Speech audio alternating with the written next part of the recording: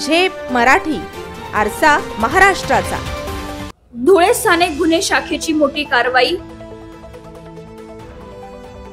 शेतकऱ्यांचे यंत्रे चोरणाऱ्या टोळीचा पर्दाफाश।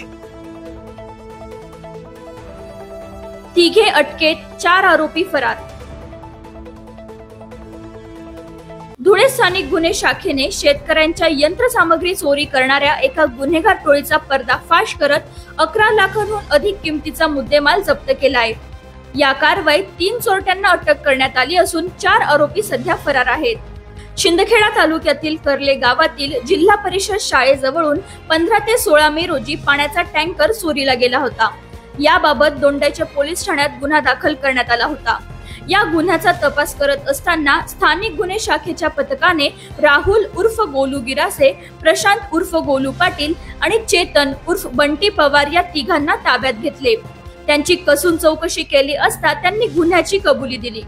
चौकशी दरम्यान त्यांनी त्यांच्या इतर साथीदारांची नावे देखील सांगितली असून त्यांचा तपास सुरू आहे। या तपासातून दोंडाईच्या, शिंदखेडा आणि सोनगीर परिसरात घडलेल्या इतर 3 चोरीच्या घटनाही उलगडल्या आहेत। पोलिसांनी आरोपींकडून एकूण 11,10,000 रुपयांचा मुद्देमाल हस्तगत केला असून फरार आरोपींचा शोध सुरू आहे। ही कारवाई पोलीस अधीक्षक श्रीकांत धिवरे, अपर पोलीस अधीक्षक किशोर काळे यांच्या मार्गदर्शनाखाली पोलीस निरीक्षक Shriram Pawar, assistant sub inspector Sanjay Patil, Sachin Gomsale, Prashant Chaudhari, Santosh Hire, Suresh Bhalerao, Chetan Borse, Pankaj Khairmode, Vinayak Khairnar, Sunil Patil, Harshal Chaudhari, Sanjay Surse व कैलास महाजन यांनी केली। प्रतिनिधी कार्तिक सोनवणे, झेप मराठी, धुळे। अशाच वेगळ्या आणि ताज्या बातम्यांसाठी पाहत रहा झेप मराठी, आरसा महाराष्ट्राचा। संपादक प्राध्यापक अनिल चव्हाण, धुळे।